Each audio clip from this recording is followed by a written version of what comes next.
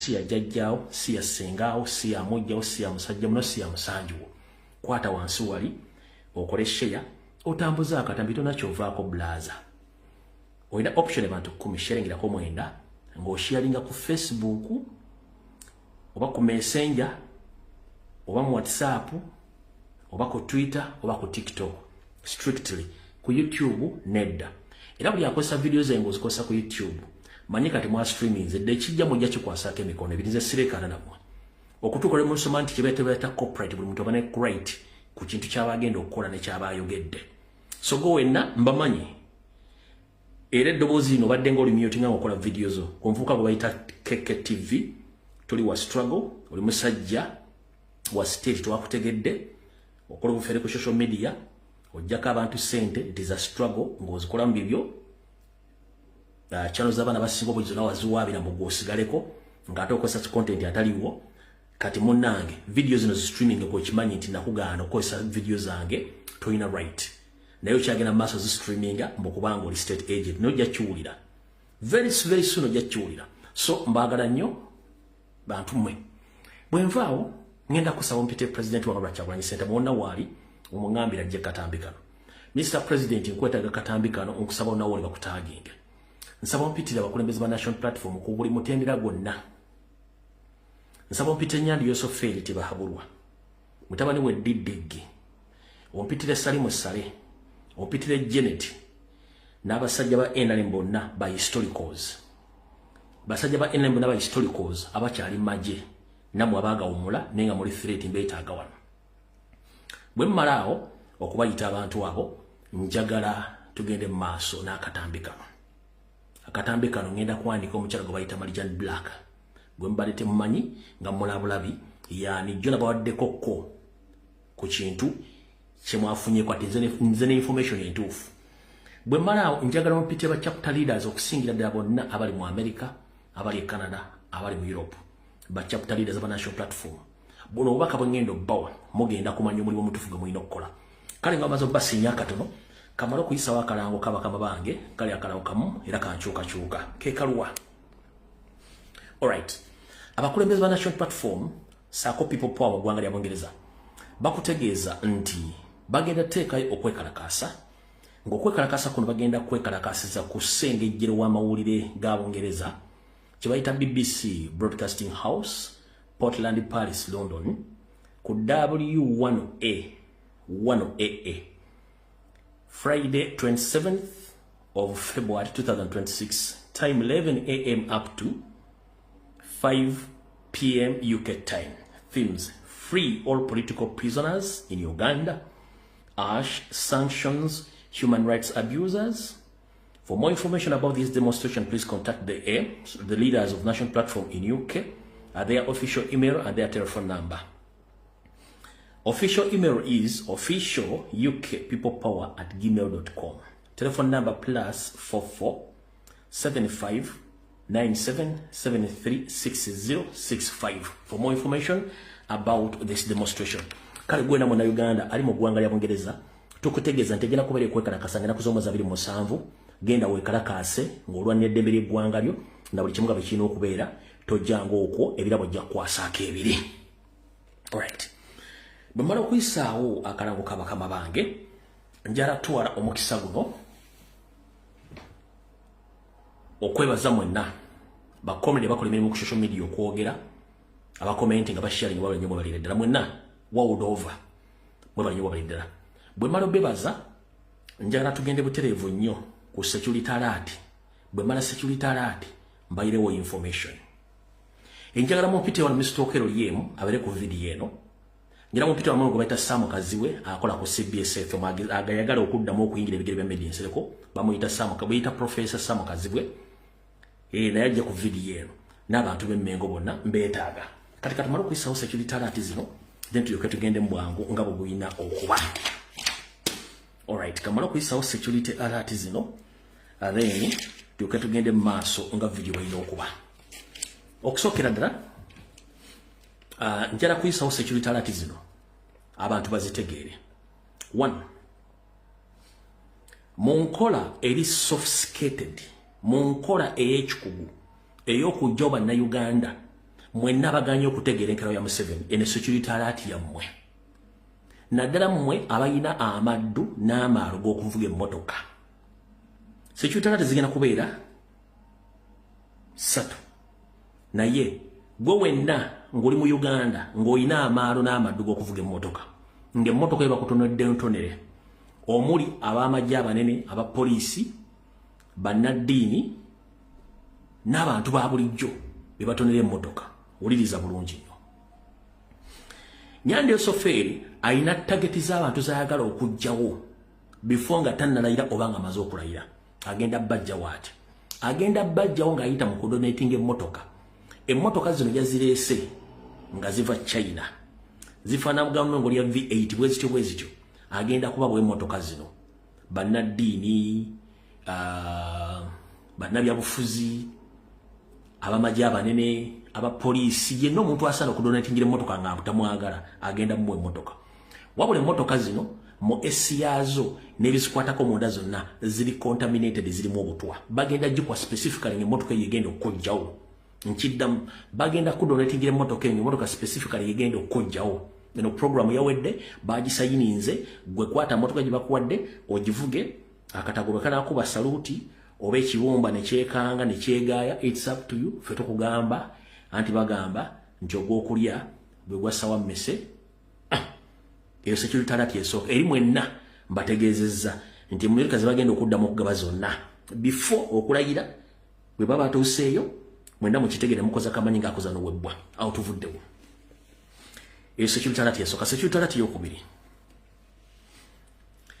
gwe wenna ng'omanyi nti waliko ne Museveni mu nsiko gwe wenna ng'omanyi ko waliko ne Museveni mu nsiko ng'oli historical either ng'okyali active oba nga wawummula ng'osukka emyaka 5 okudda waggulu nkiddamu gwe wenna ng'okimanyi nti oli historical waliko mu lutalo lw'ekinaana ng'oli myaka 5 okudda waggulu either ng'okyali active oba nga wawummula naye nga okyali ne contact n'ennyandwe wulira bulungi nnyo Museveni mutabani we Salimu Sali balina enteekateeka ejjawo ba historicals bonna abaali mu magye ne Museveni abaali mu lutalo ne Museveni n'abakyali mu magye mwenna nga muli ba historicals bagenda bajjawo batya oba bajjawo batya kubanga mufa nga temanyi kibatta ekisookera ddala kambalabule amalwaliro okuli Mbuya Hospital okuli Bombo Military Hospital ne some private hospitals muwulize bulungi abamagye aba historicals enteekateeka eno ebaddeyo naye nga temugimanyi 1 bw'oba oli mwana wa Mujaasi nga kitaawo yaliko mu lutalo lw'ekinaana nga kati embeera yetetegeerekeka 1 akugamba mbiri takyaguwulira 2 amagumba geemeketanga gearbox eweddemu oil 3 atuuka n'avaako abamu nga mbalina ku bitanda nga yafuna nga omuntu w'onoogwa oba ofunye mukamungulize n'ogwa amagumba ne gaba nga takyasobola gawulira kati wuliriza bulungi nnyo enteekateeka nebadde egendanga mu maaso nga buli muzeeyi wo bw'agenda mu malwaliro gano okuli Mbuya Military Barracks oba Bombo Military Barracks oba any private hospital nenga government erina records ze mu ddagala badde babakubiramu eddala eribawaza kansa erigonza amagumba gaabwe n'abanga takyasobola kuba nti asobola okuwangala ebbanga ddene kino badde bakikola ebbanga lyonna nga temumanyi oyinza okufuna akamunguluze n'ogwa ekiddako bakutwalira mu kagaali okuva mu kagaali nga bagga nti wadevelopinze kansa akulidde amagumba ng'oweddeyo kino bali mu kikola kati gwe yenna munnamagye yaliko ne Museveni mu nsiko ng'obadde tonnafeesinga kintu kino nga tebannakikola be aware waliwo silent elimination eyaba historical bonna abaali mu lutalo lw'ekinaana nga kati mukyali active n'abatali active egenda maaso mwenna mbategeeza aba UPDF officers abakyali active n'abaawummula naye nga mukyafuna omusaala naye nga mulimu kali nti ensi ekoze eki etabanguse mbategeezezza mwe munaamanya kye mulimpa ebisigadde eyo security alert yakumeka yakubiri kati ekyo bwemala kimanya nenkibategeeza ebisigadde mu mulimanya nze mbategeezezza ebyange mbimaliriza security alert yokusatu Mr. President Robert Kyagulanyi Ssentamu nkulamusizzaako wattu yonna gy'oli kansubire nti oli bulungi. Nsaba okukuloopera n'okutegeeza. Nyandi Esoferi kapaniki k'omutaddeko. Wattu buli muntu amugamba nti alina information ekukwatako. Nyandi Esoferi asobola okusasula obuwanana bw'ensimbi n'ogaba ebirabo asobola okufuna information eyo. Mr. President nsaba okukuloopera. Era wonna w'oli bw'obadde oli mu contact ne ku baganda bo bonna abali ku ground. Baganda bonna bali ku ground. Nkusaba currently contact yozijjeko. Oba tobaako gw'obuulira. Nkiddamu. Nkusaba empuliziganyaayo ne baganda bo. Bennyini omanyi bwe weeraliikirira obamanyi. Omanyi n'abatakwagala. Naye nga bano bafunyemu olukungaana ne basinkana okulaga nti balonyereddwa nnyo okuba tebamanyi muganda abwe waali. Era ekiwayo ekimu which eno gye tufundikira wattu bagenze ne basinkana Nyandwe.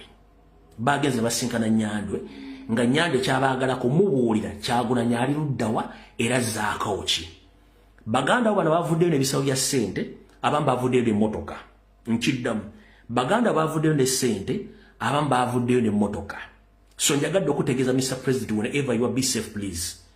If you have been communicating with your family members, now you are not safe because Museveni, the beginning of this week, some of them they met Museveni and Museveni promised them, some of them they received the money, others they received the vehicles. So in case of any communication with them, please, you are in it for it. Please don't communicate with them because they are already being compromised by the state. So Mr. President, whoever you are, please be aware.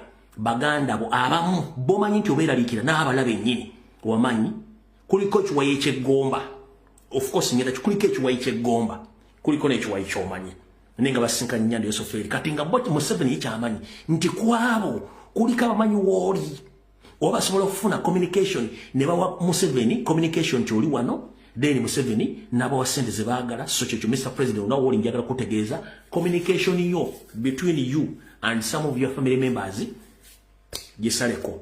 Otherwise ekijja omanyi kinyaga bitono nze byange bwente bwebikola. Bwe mmala okubagamba ekigambo kino mutegeeza President wonna w'ali njagadde omusabira era abeere mirembe. Wabula nkujjukiza bwe nziramu ne mpulira information yonna okuva mu sources nga mwazeemu ne musinkana Nyandi Esoferi amannya ngenda kujjanga menye limu ku limu. Amanya ngenda kujjanga menye limu ku limu. Ate mumanyi nze nabatandika dda nga ne struggle yakatandika nabatandika. Era mmwe kiwayi ekimu ekyalemesa olumbe lwa Muzeeyi Ssentamu. Era mmwe mujja muzungana ng'omukka mu ovulo mugende ewa Nyandwe.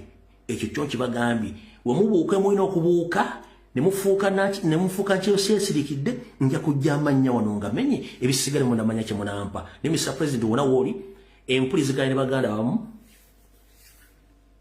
security alert ziba ziwedde. Kati njala tugende ku video eyatuleese. Video eyatuleese eyimiridde etya. Kansooke empiseewo ekigulalo gikyaleero. Kansooke empiseewo ekigulalo gikyaleero. Njala kiweereza mwenna bannayuganda gye muli mu Uganda. Naddala mmwe wattu abaakeera okunoonya omusimbi ne muwerera abaana bammwe ne bazzukulu bammwe.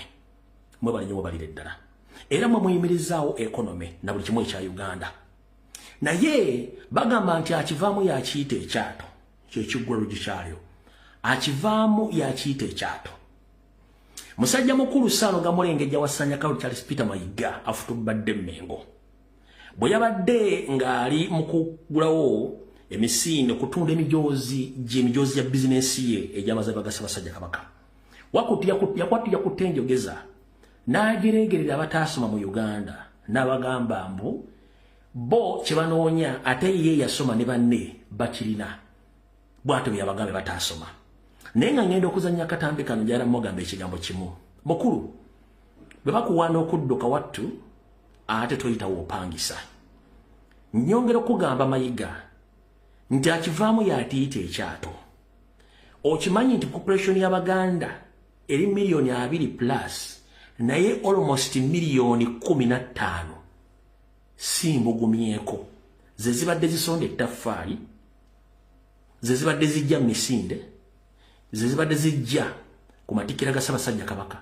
era ze zizimbye Buganda era ze zikuwa oluwalo era ze ziweredde abaana naawe kennyini kitaawo bwabanga yali musajja nnyo siroza nti yali asome n'asooka P7 kubanga ebyafe timulaga nti yali yasoma n'okumutegeeza nze namutegeeza ensi n'olyoka otegeera omukulu ono yagenze n'akajera nkamugiri ku malaalo mbu akudaalira bataasoma mbu kubanga ye banoonya yoredi abaabirina nzo njala tegeeza mwenna bannayuganda bali muki mu diaspora n'abali Uganda ng'oyagala okumanya kolite z'omusajja omugwira omunyarwanda ali mulenje eyo wulira bulizi nga amaze okukkuta ajja atandika okukola emize emibi ku lujjuliro Mayiga olw'okuba nti yajja nga neekereziya yamuwerera naye ali mize eyo ey'okutandika okukkuta atandika okwebajjagalira Abaganda gy'obeera nti Abaganda bonna baasoma so nga ate Abaganda beemiriza Obuganda abataasoma Abaganda bazimba amasengere tebaasoma Abaganda bazimba obulange tebaasoma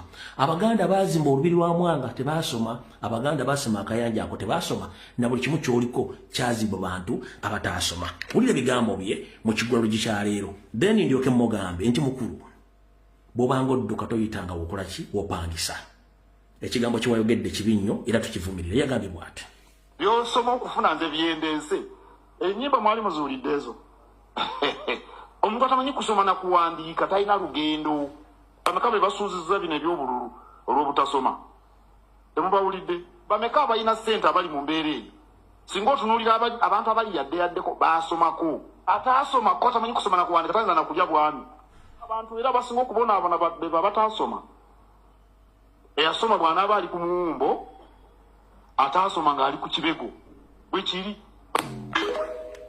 yoyo n'olw'ensonga eyo mu kigwalo gikyaleero njagadde okugamba ewali obulema tebafunyizaawo ngalo mukulu okusoma kuyamba kubala na kuwandiika amagezi amazaale ozaalibwa nago lekerawo okujeregerera abantu abakufudde kyoli kubanga singa sibbo watu singa toliiwo n'abaalwanira ddamula ng'ogifuna mu bwenyi bw'olubiri lwaki abalwanira ddamula okugifuna mu bwenyi bw'olubiri lwa Ssaabasajja Kabaka Emmengo baali tebaasoma n'olw'ensonga eyo njagadde gwe nkulike mu kigwalo gikyaleero ntegeeza abantu nti munnange be mwawulira ne bakkuta batandise bakudaalira mwabatakkuta awo tufundikiddewo tugende ku vidiyo eyatuleese butereevu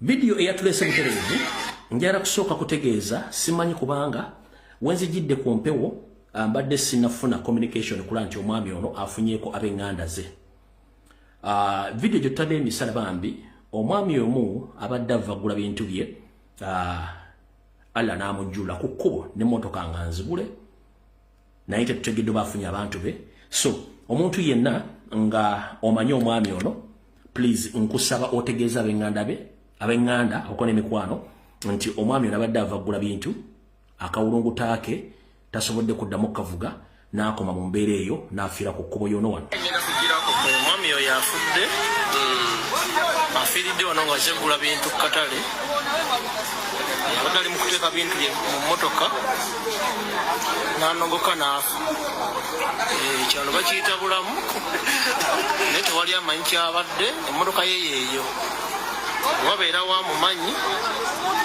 atuyamba ategeezeeko abantu ebyakagwawo kati olwaleero olw'omukaaga ennaku z'omwezi nga 2026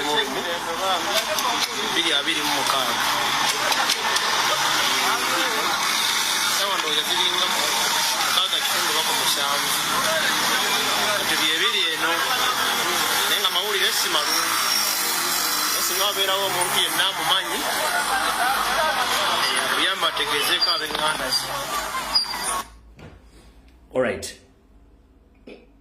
Omwami ono emmotoka gyabaddemu ebadde UBK 765 Y. Registration number y'omwami ono Katonda gwajjuludde ng'ali ku kkubo eri UBK 765 Y alla gwajjuludde ku kkubo abooluganda bakona mikwanto basaasidde nnyo saako nammwe abafiiriddwako eŋŋanda zaabwe mu butongole namwe tubasaasira n'ekitabo eky'omwami ono okubanga Allah amujjuludde. Alright. Kati ekindeese ekipayopayo kwe kubategeeza naddala abantu abali mu Kampala mukono wa Kiso Entebbe okuddamu bategeeza nti Nyandi Yosoferi ng'ayita mu Major Emma Kuteesa, Christopher Damulira saako n'abantu bali mu gavumenti bawa obuyinza abavubuka ba ghetto structures olw'okuba nti bali basuubira tebayinza okwegatta mu protestive vote n'oba obuyinza obw'okubba n'oba n'ennamba ez'okukola ki ez'okubako in case abaana bano bafuuse ekizibu mu Kampala. Kati njagala otegeeza era Munnayuganda ali mu Uganda nti Uganda efuuse ungovernable, ababbi bafuuse ababbi misana ttuku, omusajja ajja n'akugyako ensawo ekimija ne kiwera balina n'amajambiya live batambula n'amajambiya akatambi kano okutukatadde emisana abibadde mu Kampala mu kibuga wakati bwe bibadde. So njagala okubiriza omulango mwena batambula mu Kampala ng'otambula n'ensimbi ennyingi mu kikomye kikomye ng'otambula n'ensimbi ennyingi kikomye. Ababbi bali mu Kampala balina amajambiya era asobola n'okutemako omutwe n'agenda n'ensawo. Nkiddamu ng'oli mu Uganda lekera okutambula n'ensimbi ennyingi era bw'obanga ogenda fumya ssente zo tobako omuntu ina gw'otegeeza kubanga obutemu bususse Uganda. Naye nga kino kiri mu ghetto structures Christopher Damulira, Emma Kuteesa ze baateekawo ne baganda zijjako mandate ey'okukola effujjo kubanga publicly bajja ne bagamba nti bawadde abaana bano ba ghetto structures okulwanyisa obutabanguko.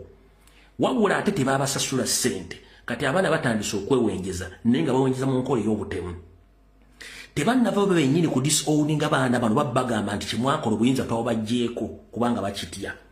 Eno video nayo kanjibazanyirwe mugitegere nayo ekibadde olwaleero.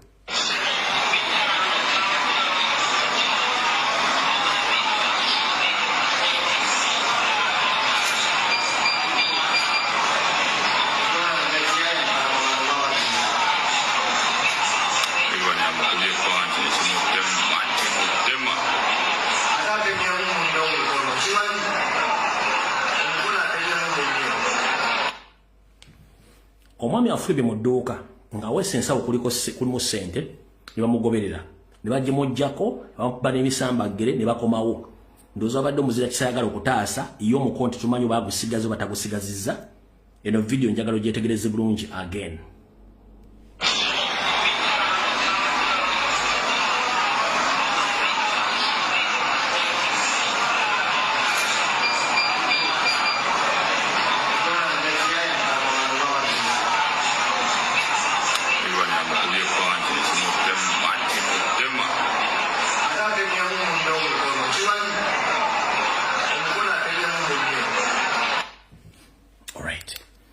So kati byenjagadde bategeezaako ebyo then tuleke tugende ku video eyatuleese mu butereevu. Video etuleese mu butereevu yeeruwa.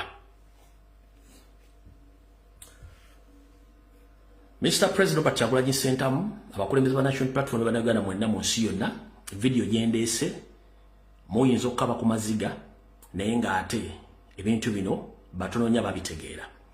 Olunaku lwajjo nakoze video ne mbategeeza omukyala Marijan Black yaani ne mbategeeza ne bbaawe eyamufunisa obutuuze bwa Uganda. Naye omukyalo temutegedde emirimu ki gy'akoledde Museveni abadde agikola atya. Kati nkuleetedde bwino. Ekisookera ddala olunaku lwagenza okuzibulwa jjo nga akulira bambasada bonna ng'akiikira mu lukiiko lwa UN owa Museveni gwe bayita Adonia Ayebale mu America ng'alabika Mukama Museveni amutegeezezza nti ategeeze Marijan Black nti tagenda mu lukiiko olwa iyo yamuyiseemu. Naye ate before Adonia Ayebale okwogera Museveni already yabadde yasindise dda abasajja okuva e Kampala nga bagenzedde Brussels okusinkana Marijan Black okumuwa instructions saako ne ba agent be across Europe ogenda osinkana Marijan Black okudiscussinga biki bagenda okukola ki okwogera. Wabula bwazibidde nga bagambye nti ayinza obutagenda. So there is a possibility kubanga bakyaweyingamu okulaba. Kati byonna bye mwawulidde mawulire nga Okello lyemu ayogera nti basobola okuteeka emisango gya treason ku Robert Kyagulanyi Ssentamu bakyalina eri courage ey'okwagala okuwera ekibiina kuteeka ku president emisango gya treason bakyagirina. Kati ekyaganya omukyalo kiteeberezebwa nti omukyalo Marijan Black ekyamutiisiza oba bagumugaana okugenda but probably ayinza okugenda ku mmande kuba sindika representative. There is a probability nti asobola okugenda basobola okusindika representative. One, Marijan Black agamba nti yatidde nnyo okulaba nti bapenetratinze seals zonna okuba nti badiscussinze ebyabadde mu Uganda mu kalulu ne bakola ne resolution nga teyategedde byayise luddawa. Jukira yabadde block mugenda kutya. Jukira Jan Black yabadde block eya Museveni ku Europe yonna ngenda banyonyera mugenda kutya yabadde block nga blockinga buli kimu. Ne yeye nyini yabadde shocked okuba nti ensonga zaatuse mu parliament ya EU kuziteesaako nga bamukubye ekimoni yatidde. Era yabadde shock okuba nti ne Geneva bawadde access president okwogera ensonga ezo. Kati akimanyi yagambye Mukama Museveni omanyi nti Kyagulanyi ne ttiimu ye balabika baatu penetratinga era okutuuka omuwa podium wa audience okwogera Geneva kiteeka okuba nga balinayo baatuyita ne bateekawo obujulizi buyitirivu nnyo. Kati Marijani asuspecting okuba nti EU Parliament ne Geneva balina obujulizi nga tajja kusobola kubudefendinga. Ate nga yeeyita diplomat lawyer yasoma nga bayinza omuswaliza ku podium. Kati Museveni nga bwaweyinga ebintu byobutamuswaza ndoza ne bayinstructinga Adonia Ayebare yatwala yalinga akodineta wa ambassadors bonna namugamba Jan Black hold on please.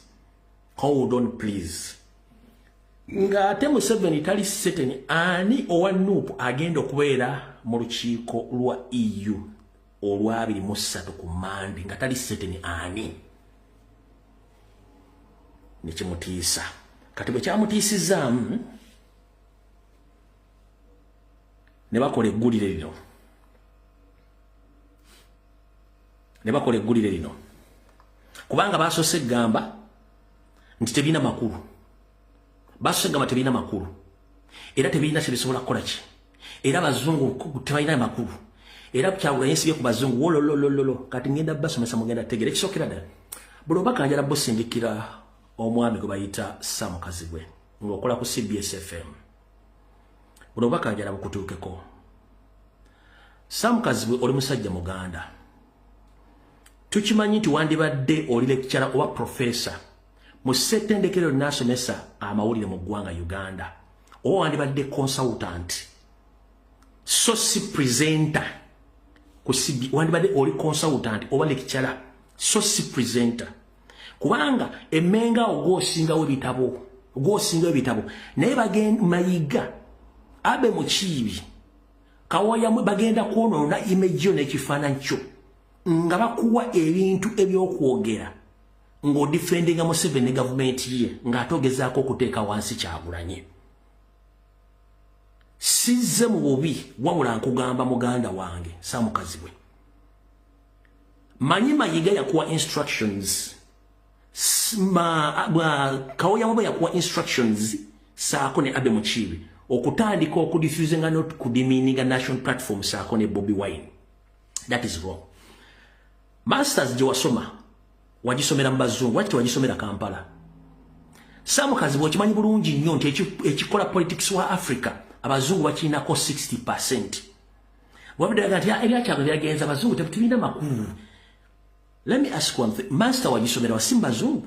Ani yasasula master yo? Tumanyi basiteki yasasula master yo? Wamayiga yasasula master yo? Tetukimanyi. Nkudamu kugamba wadde olina masters. Please kozesa master yo n'omanyirivu mu ngeri erwanirira eggwanga so said meaning abantu baagala change. Mukulu Sam Kazibwe togenda kwenkana made in Sericom experience y'amawulire wadde yeti yasoma kufuna degree. Wabula programu z'otandise ez'okudimininga n'okudiffusinga enkyuka kuba CBS tugimanyi. Ekyo kikyamu kikomye nkusaba muganda wange. Bw'obanga oli obusente bakuwa ku CBS bukubeezaawo nnyo simayo banembaga ebaagikolera. I'm not sure sobola kusala kigambo naye muganda wange oyinza okutandika okwekaka ng'otambula ng'ensi ekuvudde mu tukugamba nkusaba ekintu ekiyitibwa okutandika okudimininga bannayuganda abaagala change olw'okuba ofutubadde Mengo kyesonyiwe kuba kati olinga confusing abantu. Masters wagisomera mu bazungu. Politics obadde osomesa politics ali ku international level nga abantu basomesa politics bwatambula era kuga nti abazungu bakyafuga ensi no bagisalirawo nnyo. Wakyusejja okugamba nti Kyagulanyi yabadde mu Hege ne mu EU tekirina bakuti kina kyesobola kukyusa. kitegeeza nti batandise okukyusa obwongo kuno kwe kusaba kwa ensama kazi omuganda wange ensonga ezikwatagana ku national platform ne Kyagulanyi soko zeesonyiwe bw'oba owulira oyagala kwogera at least yogera ku Museveni defending Museveni tukwegayiridde leka kussa kitiibwa kyo n'okusomako kw'olina okunene ate otandika okweggera abanyigirizi ffe kyonna ekiba kizze mu nkola yaffe totakibe nga tonakikenenya ndusu twagala kusooka kutula bazungu twagala sooka kutula bazungu ku Museveni njala sooka kubuuza gwe nga profesa agamba nti okuguse mawulire okimanyi nti waliwo kintu kibi kyonna kyogerwa ku byabufuzi mu ggwanga eryetaaga enkyukakyuka era tewaliwo bad publicity ne good publicity ekyo kimanyi omaze emyaka mu mawulire njala kubuuzaayo mu myaka Museveni gy'afugidde Uganda wali owuliddeyo EU parliament ng'ediscussinga ebyokulonda bya Uganda mu myaka na Museveni gy'amazeewo wali owuddeyo Geneva Convention ng'ediscussinga ku issues za Uganda ku myaka nagyo gy'omaze mawulire tekibangawo so you give credit to our struggle ompulira bulungi nnyo neko obodo ntandika okuba bakusa student diffuse muganda wange abaana bajja kutwalaganya ne woosula oba wazimba oba wapangisa wajja kulema okubeerawo bino bitubikugamba bwabanga mayiga yakutaddemu fuse eyo tandika okwogera ebyo bitakwatagana jjajja abaana bajja kulaga nti wasomera bwereere mukulu Saamukazi bwe nkutegeeza gwe wennyini obadde osomesa international politics oba kyetuyita geopolitics ng'otegeeza abantu nti abazungu basalawo kinene nnyo kubufuzi mu nsi yonna wakyuse ddi otandika okugamba nti ffe kitukola okutandika okutegeeza abazungu n'okulumba Museveni tikikyamu kyakyuse ddi ku bibadde osomesa ne byo wagenda okusomera kitegeeza naawe wegasse ku mugendo ogutandika okulinnyira muzzukulu wa Buganda nga nawe muzzukulu wa Buganda saagadde nnyo kwogera bingi meseji yange njagala ogifune bulungi nnyo mu mirembe bw'obanga okola ku CBS eweereza Museveni oli waddemba okudifendinga Museveni so si kudifuzinga maanyi g'Abannayuganda n'Abaganda ke kabadde akalowoozo kange ku nsonga eyo kati awo tuvuddewo katusooke wano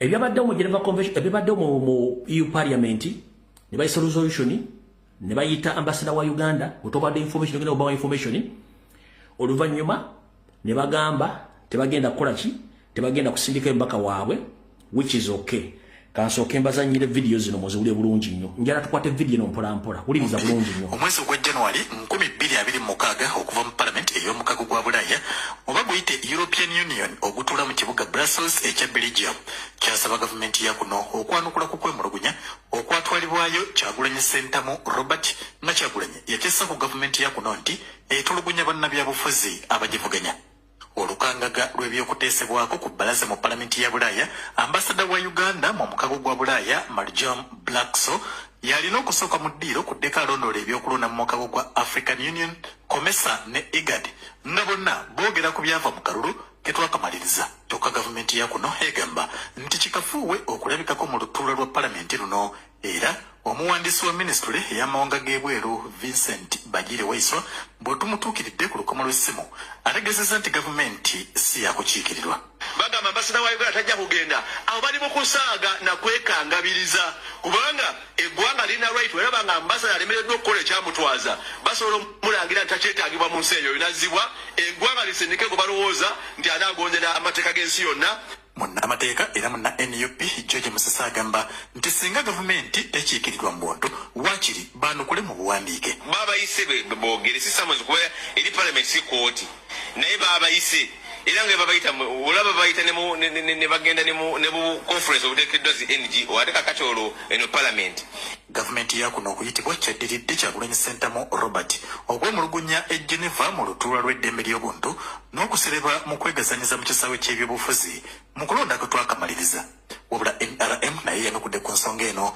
netegeeza nti ya butaliimu tulina palamenti ekola ensonga zaabwe bazitwale mu palamenti tulina akakiiko k'abannamateeka aka Human Rights Commission ensonga zaabwe bazitwale eyo oba sinakindi batwale mu civil society ng'olukiiko lw'abannaddiini oba okwekubira enduulu mu kooti z'eggwanga kubanga ndaba bangi batera okugendayo era ne bafuna empolereza ennungi. Kyokka bannamateeka abamu bagamba nti bannansi bwe batandika okuddusa ensonga z'eggwanga okuziropa mu mawanga g'ebweru, kabonero akalaga obutaba na bwesige mu nkwata ya nsonga munda mu ggwanga. Kiraga nti tebakyesiga nnyo ebibeera mu Uganda oba ekitongole ekiramuzi ekya Uganda, kubanga tuze nga tulaba mu biseera ebingi abamwa abasibe bwe babakwata nga babalumiriza okubeera mu buvuyo okusinga aba supporters aba opposition babatwala mu kooti, naye kooti tulaba nti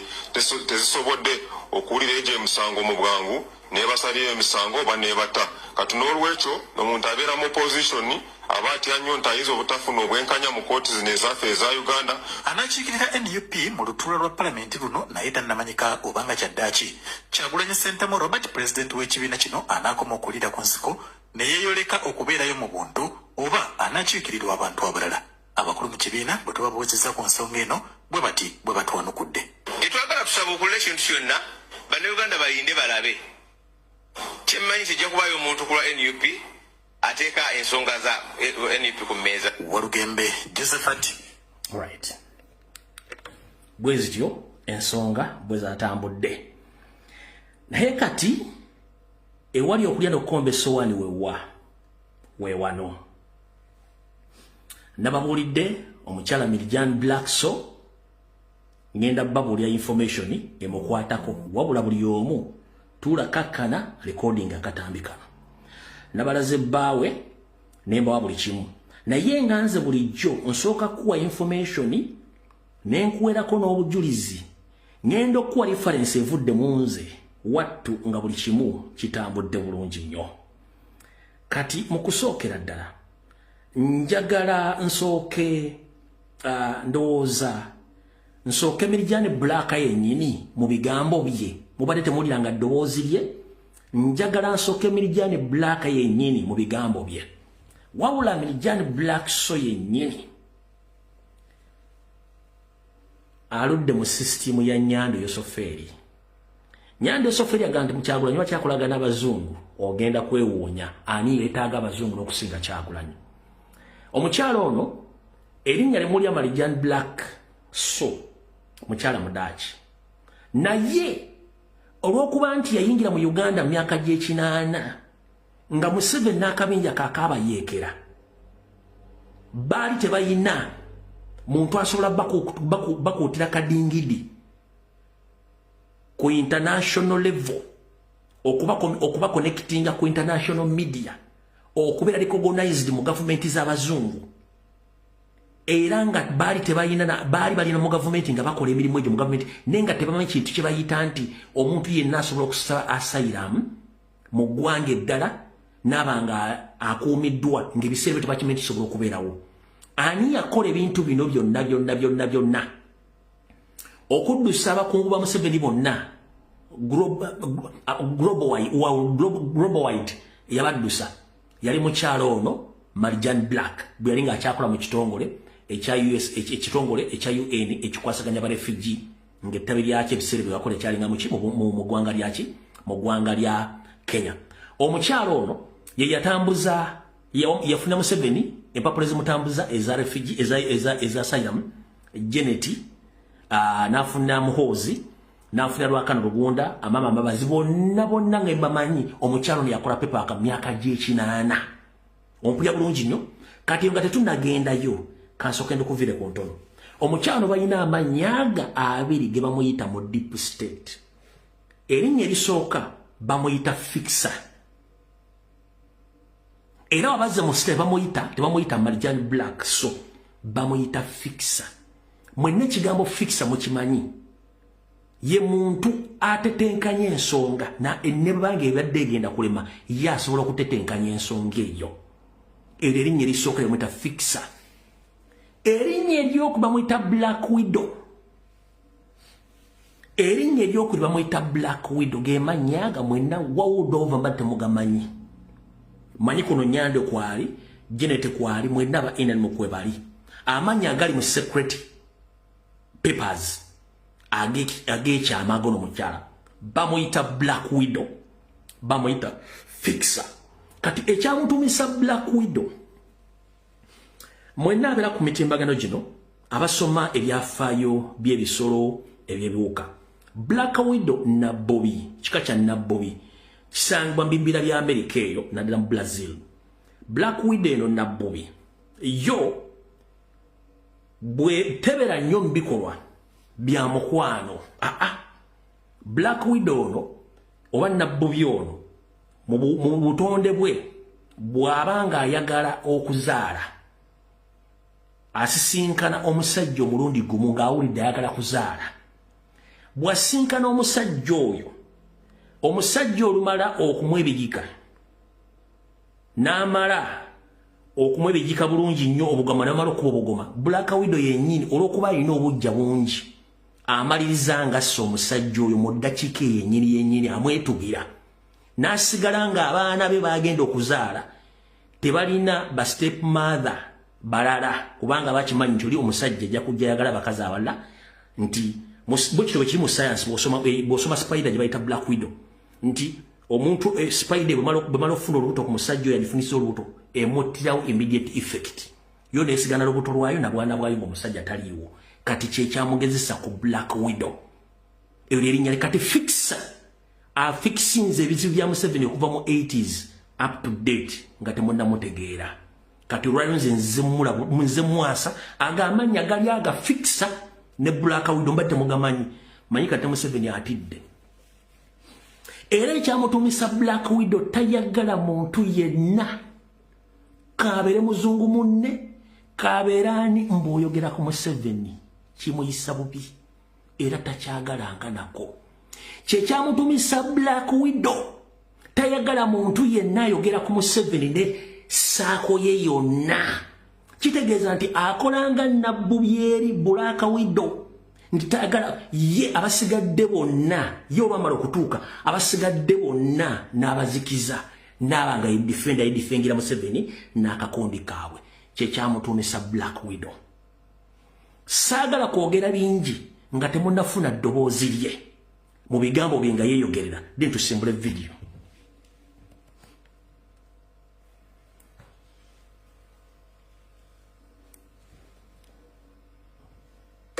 Yes. Okay, my name is Miriam Black Soul. I was originally a Dutch citizen. I studied there and I got a master's degree in laws. So after my degree, I was working with UNHCR in Nairobi, Kenya. And that was the period from 82 to 85. And at that time, there were thousands of Ugandans who were fleeing the Obote regime.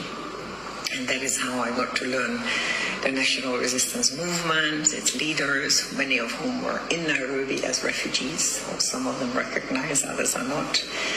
And at one stage, there was a lot of insecurity. People were kidnapped to go back, force them back to Uganda. So that is when a lot of the leaders were working behind the scenes to help President Museveni in the struggle against injustice and chaos and anarchy that was prevailing in Uganda at that time. Who came to me and said, "But Ambassador, I was not Ambassador Miriam, you are the protection officer. You have to protect us against these injustice." It was a violation. It's called a refoulement in international law. It's not supposed to happen when you're being returned by force to the country where you fear prosecution. So that was a real turning point. It happened in 83. I had just arrived about 1.5 years, and that is when a lot of people were in danger, like the former Prime Minister, the Prime Minister before that, Dr. Rugunda, Mama Mbabazi, the wife of the president, his children. I managed to assist them to go to Sweden. So they actually took asylum there as a second country. Yeah, so this was going on for a long time. There are many others who were then later on became ministers who had also been refugees in Nairobi, who had to look for other countries of asylum because it became too dangerous for them to stay in Nairobi. So that happened, and Yeah, there were many other armed groups that were opposing the regime of Milton Obote, but I always had a little bit more faith, well, quite a bit more faith in the National Resistance Movement. They were more strong, they were more serious, they were more... So I used to get regular reports from Dr. Rugunda when he was still living in Nairobi, and we would get close to discussions on the way forward and where we are and how things need to be dealt with differently. So when I left UNHCR, I started a consultancy in Nairobi. I didn't go back to the Netherlands, and that is when there was another regime change in July 85. And that is when President Museveni, he was not a president then, he was the commander of the armed forces, who came to Nairobi and asked to meet with me. And of course we discussed a lot, and he said, thank you what you've done for people of Uganda in your capacity and for my family in particular. And would you like to work with me, in establishing contacts with different embassies, whose political officers I always knew because of the refugee situation. So that is what I did. I introduced the external committee to the embassies. So we had ties, because everybody believed that National Resistance Movement, National Resistance Army were a bunch of Marxist, socialist, Leninist, whatever isms you could attribute to them. They didn't believe that this was a person that required their support in case he became a leader. So then we had the peace talks, and then eventually President Museveni took over. In any case, the peace talks were signed. He was supposed to become the vice president, but he was already more than half in charge of the country, except the capital, Kampala. So in January, I got a telephone call. Said, Miriam, we're in Kampala. Can you come? I said, of course I'll come. And then... 86, that is when he took over. So I said, of course I'll come. So can you organize a charter flight for us? Because there were no flights anymore because of the coup d'etat. The flights all had stopped. No Kenya Airways, no Uganda Airlines, all the flights. So I chartered an air charter and then flew with about 11 people. Prime Minister hadn't been sworn in, many who was also still in Nairobi, the wife and some two nieces and some other... Ebigambo byewulidde mu kamwa ke, si kange mu kamwa ke ng'abyeyogerera.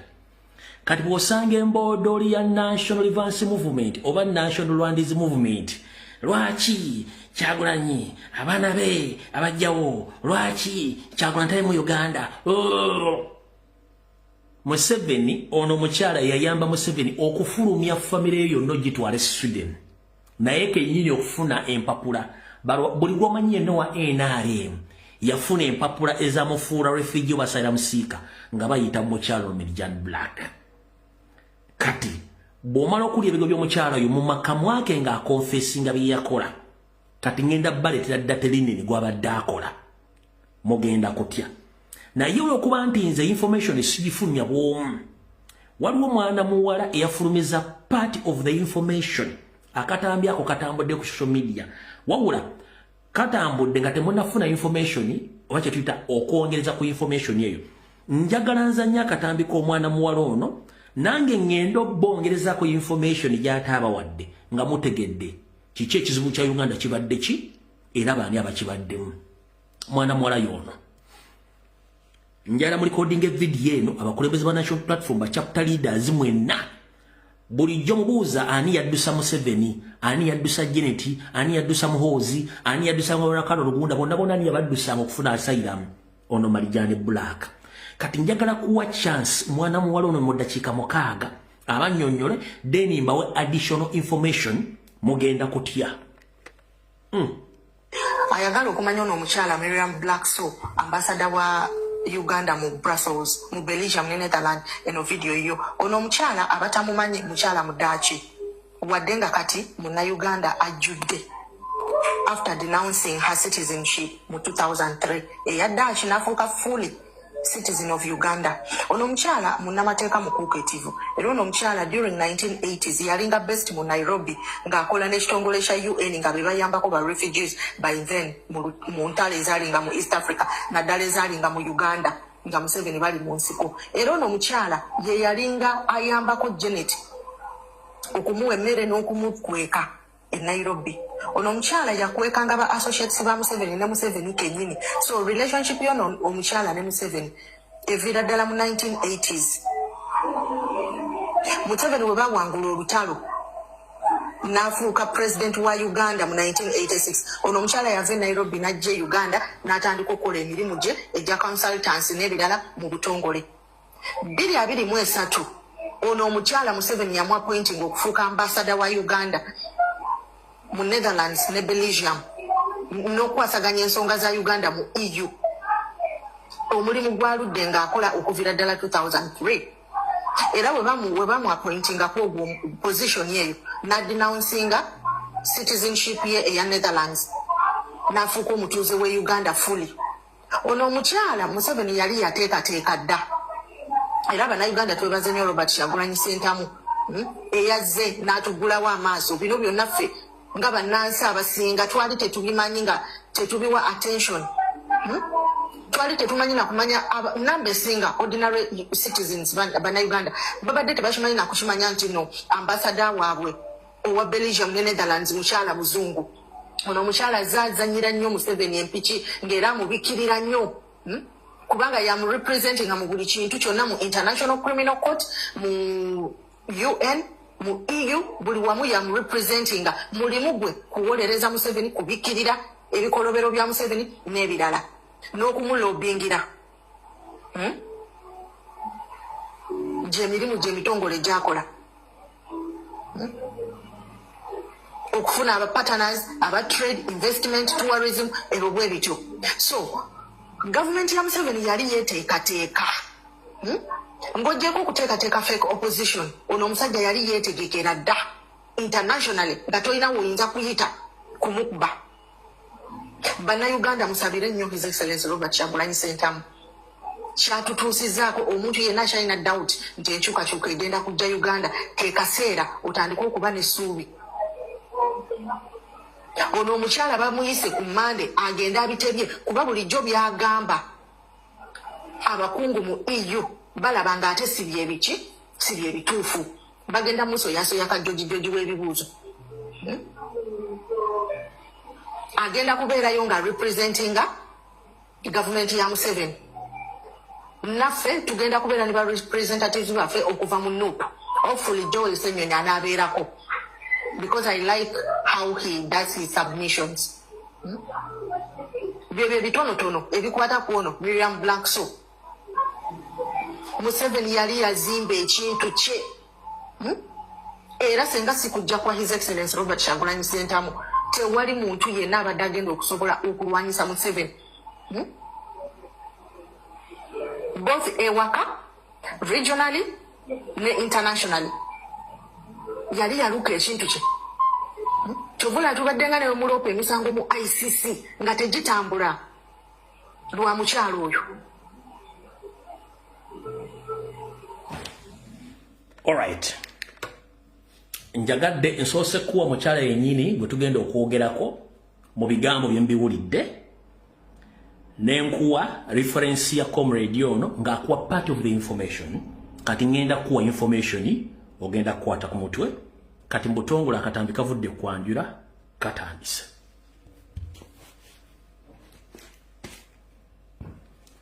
Nkugambye omukyala ono amanya nenze nalina mwogerako emyaka ndoza nga mukage mabega ninga batomutegera yani. Ono si yekaye ambassador atali mu na Uganda ali mu embassy za Uganda no.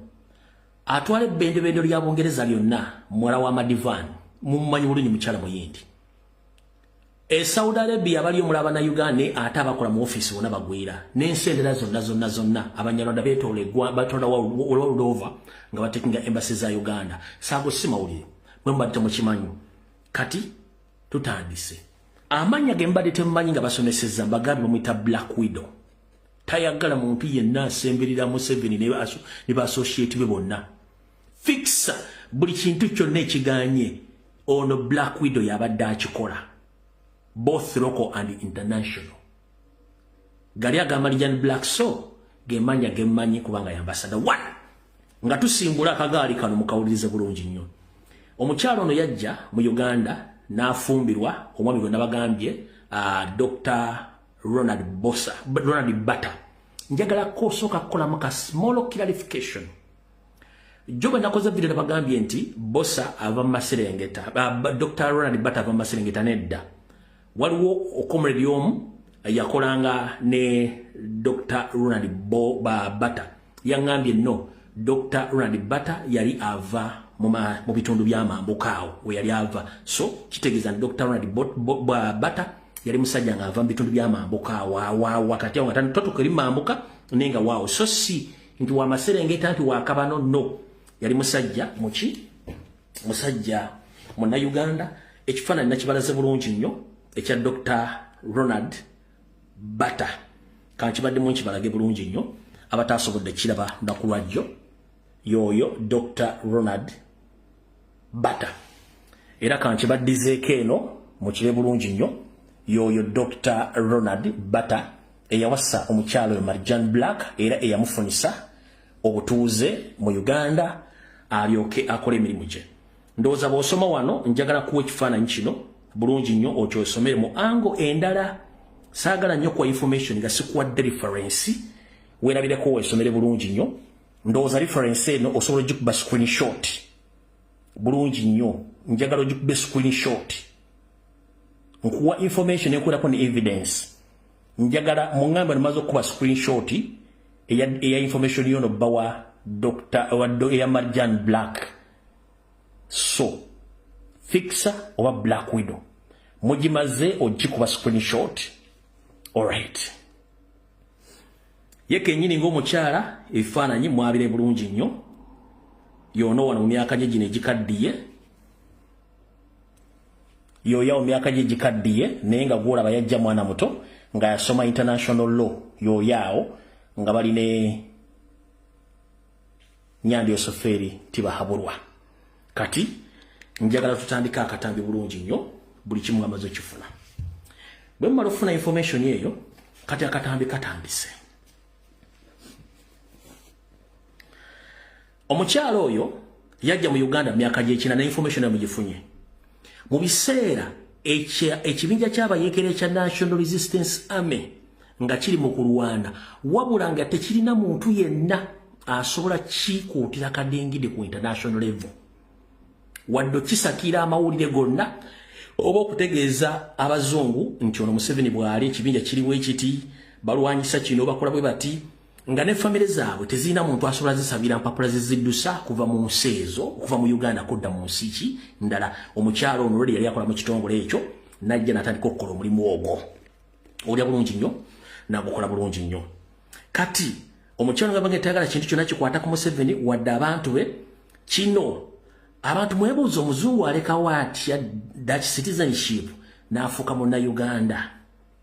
Wulira wano omukyalo bange nti ali too money minded, ayagala nnyo ensimbi n'okusinga amayembe ga Nambaga oba aga Kifaalu. Ffenna nze naawe tukimanyi nti sisitimu y'abazungu ekebera income yo ne expenditure okuva ku empaka ku Z. So omukyalo okuba nti yakolera Museveni emirimu mingi nnyo, yafuna ebyobugagga bingi nnyo n'ensimbi nga tasobola kubeera nga asobola okutambuza ssente ezo n'ebibugagga n'abiteeka mu bazungu banne nga tebagenda mubuuza ssente ozijja luddawa lwaki olina ABCD. Kati olw'okuba nti yali afumbiddwa Dr.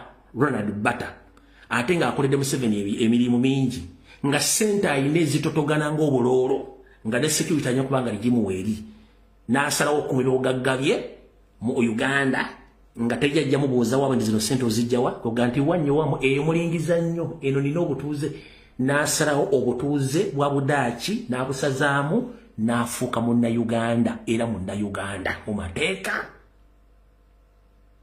Kubanga abakuba nti Mudaaki bandibadde bamubuuza ennyingiza n'ensaasanyi ku byobugagga by'alina, kati olw'okweka ebyobugagga n'agamba bazungu banoonyereza nnyo, obutuuze bwange buba sikyali Mudaaki nze ni munna-Uganda n'akita. mukitegedde bulungi nnyo kati awo n'asalawo akolera mulimu Museveni emirimu ku international level ejja diplomatic support kusupporting ekibiina kyabwe ekyabayeekera okutambuza nga famire zaabwe zifundanga refugee status asylum papers bonna beyamba mbagambe nti yamba famire ya Museveni yonna bonna abali mu government bonna abali ba historicals yafunanye empapula okufuluma n'okuyingira eggwanga okusaka okukola buli kimu okubajjanja buli kimu kyonna n'okutuuka ebuswidi yonna ng'omukyalo ne yakola ki yabikola tugenze maaso kati omukyalo ono bw'amala okuyamba Museveni okukola buli kimu kyonna ne international community omuyamba n'okufuna ensimbi n'okuba nti TV zimwogerako ng'akozesa omukyalo ono okufuna sapoti amawulire ebyensimbi n'okubakuuma mukyalo mulimu n'agukola bulungi nnyo oluvannyuma lw'olutalo mu 86 omukyalo ono ng'olutalo luwedde nga bw'abagambye nti Museveni yamuyita n'akomawo bw'amuyita n'akoma n'atandika okukola emirimu gye egy'okufikisinga ebizibu byonna ebyali mu lutalo olwo kyova olaba tewaliwo accountability ku bantu abattibwa Luweero ku masaka y'e Luweero fixa yali akikola ne Museveni tasobola kubulya baani batta abantu nenga yabatta olwo n'afikisinga abazungu bonna be mwalaba bajja nga bannamawulire Museveni yayogeranga arrogant ng'akimanyi nti fixa akola ki fixa waali n'afikisinga ddaterina wa Museveni yenna kati Museveni amala nga fixa amaze okufikisinga ebizibu by'omukinana byonna mu lutalo lw'ekinana mukaaga lwonna lw'ekinana mukaaga lwonna ekibaka mu kinana omukyalo n'afikisinga ebintu byonna Museveni agenda atandika olutalo lw'e Rwanda era bulijjo temwebuuza lwaki Kagame tebamuyita Museveni tebamuyita mu International Criminal Court about that ono fixa yakola ebintu ebyo kati Museveni agenda atondawo kkoni mu Northern Uganda Museveni atugumbula abalugwala nga n'abamu abafumba mu seppiki n'abakola buli kye yali ayagala obbakola bw'amala obbakola buli kyayagala obbakola ka vidiyo kano nakabazanyira omulundi gumu njagala kabaddiramu ka vidiyo kano nejjukira Museveni takimanyi nti zino records gye ziri zino kano ka vidiyo nakabalagako olulala kankabazanyire nga nkatadde eri ye Museveni amanyi nti obujulizi tebuliyo where is the video nakataddeyo nakajjeemu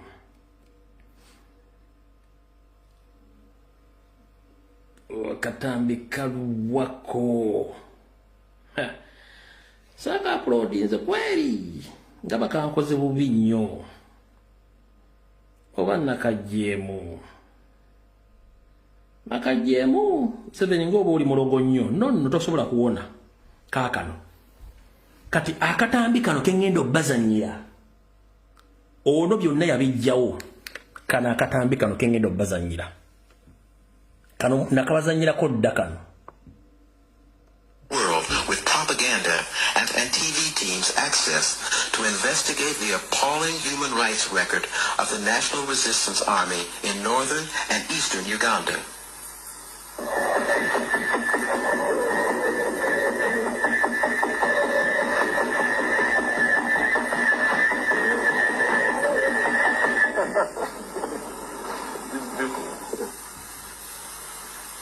Operation Simpson is an unprecedented report by the first Western TV team to investigate the intolerable abuse of Ugandan women and men through rapes by the NRA. For a long time, the NRA government has been killing political opponents by deploying HIV-positive soldiers to rape them. It is the only government which is actively involved in the intentional spread of AIDS at a time when the entire world is struggling to stem the spread of this deadly disease.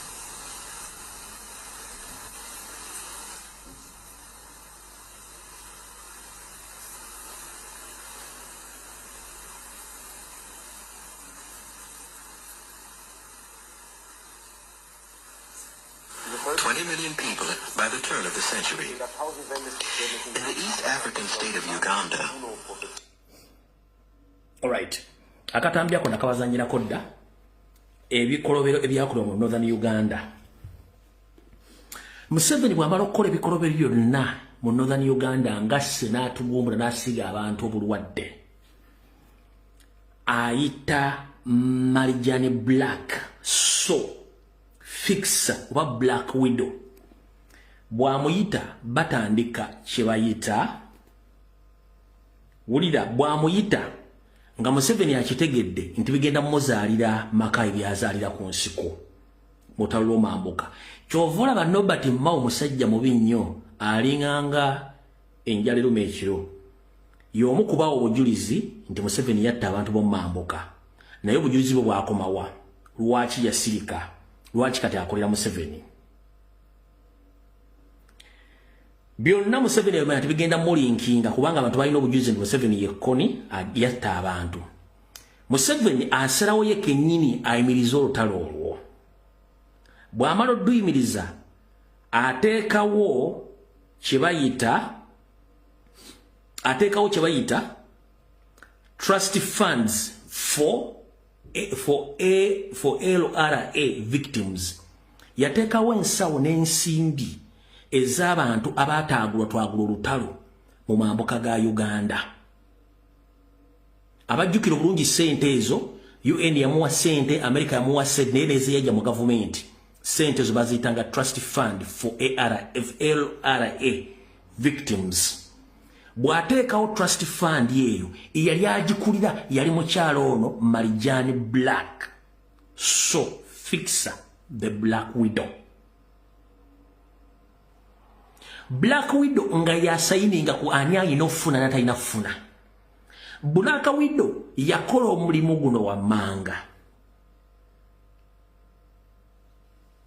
yatandika okusunsula ba victim abalina information erumika Museveni nti yali abega w'okutta abantu n'amala obbasengejja n'abateeka ebbali n'abalaba yako information nga tebalina nnyo kurusha information n'abateeka ebbali kati n'ategeeza mukama w'ennyando nti abantu bano bakulinako information bangi nnyo n'asooka n'atuuzaako ekiwayi ekimu n'akigamba nti bwe mba mwakufuna ssente zino n'okufuna emirembe nti ye mukkirize nti mugenda ku defendinga Museveni nga mukkiriza statement zembawo okwogera nga mu defendinga Museveni nti si yali mabega okukola ki w'okukola ebikolwa by'okutta abantu mu mambuka ga Uganda bonna abakkiriza okukyusa statements zaabwe omukyalo ono yabakolako information n'akola fayiro ku buli muntu n'akwata fayiro zino zonna n'abajulizi bano n'azifayiringa bulungi nnyo ne babasasula ssente ng'amaze okkiriziganya ne Black Widow ono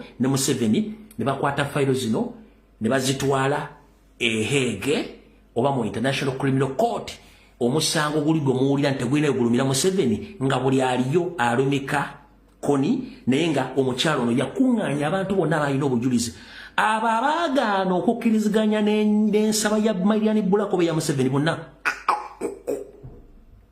they are nowhere to be seen yensonga lwaki tolina wawulira nti omusango gwonna gulumye Museveni ku nsonga za koni omukyalo ono yakozesa intelligence ye n'obumanyirivu mu mateeka olw'okuba nti muzungu n'akola fayiro ku buli muntu yenna n'abakyusa windo ne bakyusa affidaviti zaabwe nga zikondeminga koni nga zijjamu Museveni n'akola fayiro ezirimu abantu nga badifendinga Museveni teyabiriimu n'azisitula zonna n'azitwala Hague era ne baggula omusango nga Museveni taliimu mulimu koni yekka yensonga lwaki ne Hague yakwata omusango ogwo neguteeka ku koni nga Museveni toyina w'omuwuliriramu wadde n'akamu mpandikira mu comment section nti kyenkunyonyodde okitegedde nga sinnagenda walla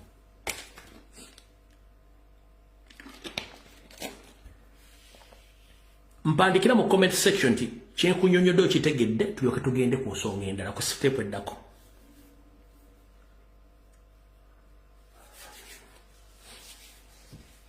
bamuyita fixa eddala bamuyita Black Widow njagala nga mu comment section nti kyokinyonyodde tukitegedde ngende ku seeriddako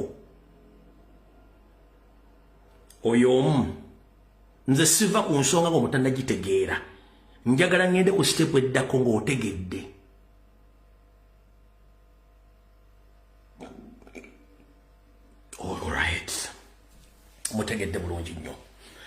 Chechimuyisa fixa nti she can fix anything as long as he is defending Museveni, both local and internationally.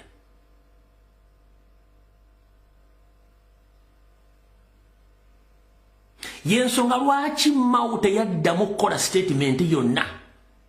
Bonna abantu bomambo kabage they turn against their fellow northerners due to Mariam Black. So, fix the Black Widow. Okitegedde bulungi nnyo. Kyovula nti Muhege omusango tegwagenda yonna. Bonna abaliyo ono omukyala yabajjako obujulizi ng'amaze balimbalimba bakkiriziganye n'okusaba kwe n'okusaba kwa Museveni babawe trust fund n'okukyusa statement abaagaana.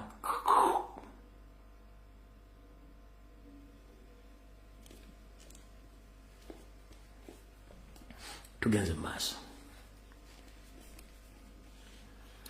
Ekyo Museveni yakikola ng'omukyala n'amusingisenga ekyokulwanyisa ekyokusifu ekyokumanya baani abalina information implicating Museveni mu nkola ey'olutalo lwali mambuka. Museveni omukyala n'akozesa intelligence ye n'intelligence ya Museveni n'acompromising abantu abo abandi badde nga ba witness mu LRA wo Museveni yekera yetegekera n'abakyusa obwongo bonna ye n'akola fayiro zonna era ne yasitula omusango n'agwa banjala soka kubuuza waliwo victim omamboka oba enne citizen from northern Uganda who reported that case to Hague. Waliwo ebuuzizaako ani yalipoting omusango egwe Hague. Yali Marijane Black with the help of Museveni. Lwaki si Nobati Mao? Lwaki si Nancy?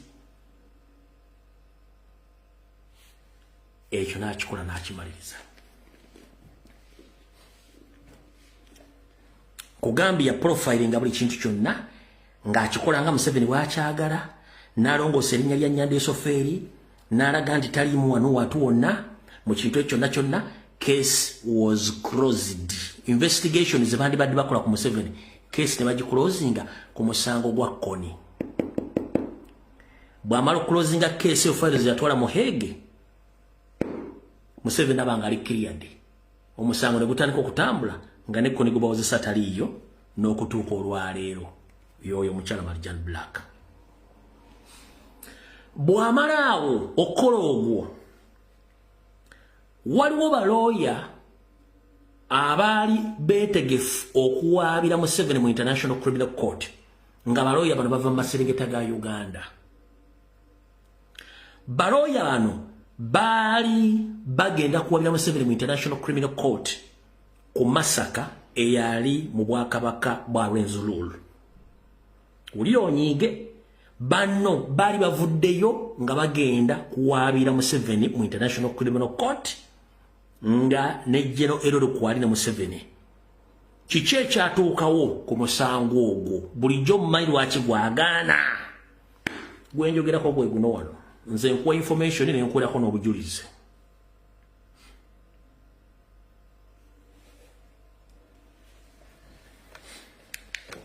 Aya. Mungambe kitangala kingi. Sina kyengera kikolera ndowooza. No, wait. Wego.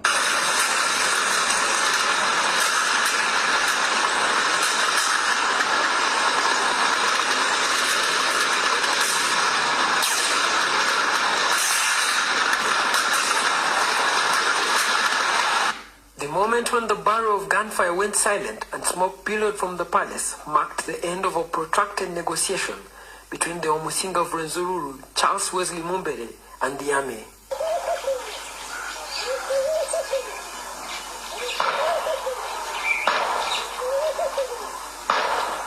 Gunshots had earlier on rang out at the palace when royal guards confronted the army in a siege that lasted about 2 hours.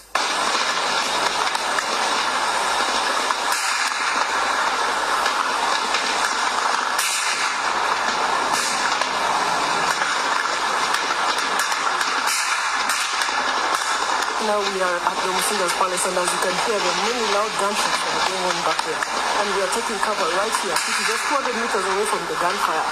We've been told that the security officers are trying to breach the perimeter that was on the kingdom, and they're trying to get inside and arrest as many royal guards as they can.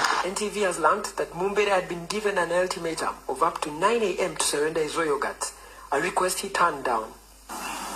We gave him an hour, it elapsed. Because we were supposed to storm that camp, that palace, by 11.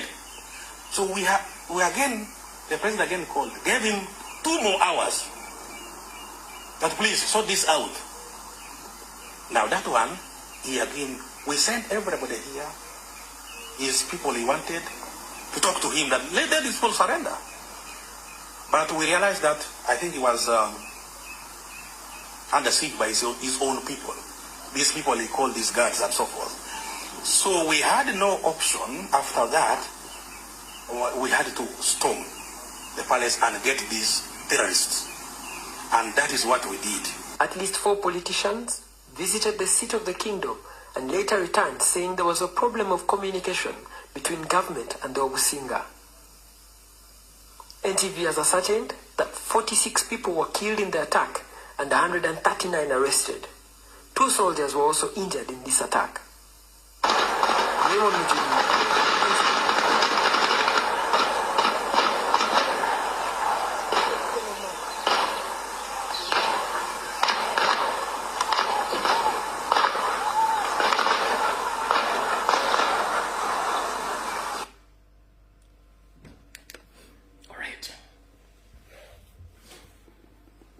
Museveni bw'amala okukola effujjo lino okutta abasajja n'abakazi mu Bwakabaka bwa Rwenzururu yalagira baasigalamu bonna ne abakwata ne kabaka waabo ne bamutwala mu nkomyo. Naye mmwe muwulira abantu 47 batta abantu abasukka mu 300 era babaziika mu mass graves.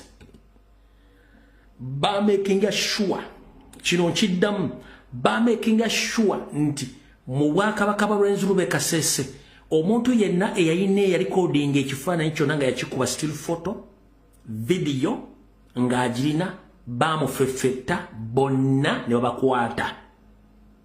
Abasobola okuddukako ne footage omu baliko omwo naka tebaddanga. Abasigadde bonna babaggyako footage ebifaananyi na buli kimu. Wabula ne babatuuza ne babacompromisinga okuwa obujulizi n'okujja byonna obujulizi bwali buluma Museveni engeri gye yakolamu mu Masaka y'Obwakabaka bwa Rwenzururu. Era mwenna abali abamanyi ebintu by'e Kasese, Museveni yalagira ba RDC, ba RCC, ba Army Commander, ba DPC bonna obutakkiriza muntu yenna kukozesa kintu kyonna kiyitibwa drones zino ez'omu bbanga zino ezaali zifuuse mu Uganda nga buli omu waliwo drone bagitambuza ku mbaga buli kimu.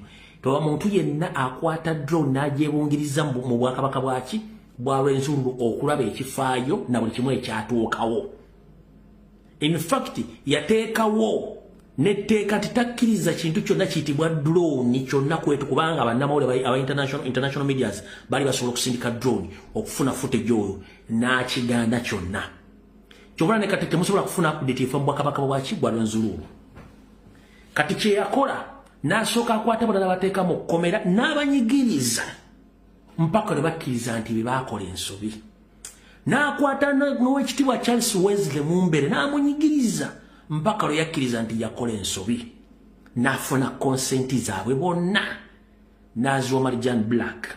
Marijani Black n'asinzira okwo ku konsenti ze yafuna ne fayiro zonna ze yakola ng'omuntu fikisa ne bazikwata ne baziteeka ehege ne bateeka omusango ku Bwakabaka bwa Rwenzururu nti be bali mu bukyamu era tewali bujulizi bwonna buluma nti Museveni yali mu Masaka eyo bali ba defending national security buli kimu.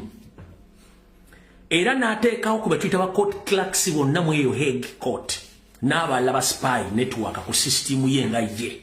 Tewaba muntu yenna asobola kujja kuleeta musango gwonna gulete Hague kubanga yateekayo dde ekijinji nga fikisa.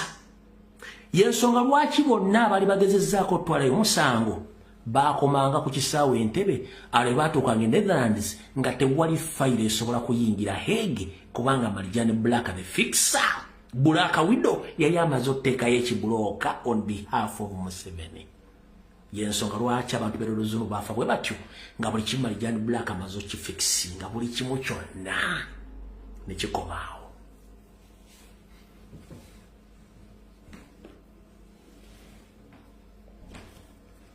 Ndozo kitegedde.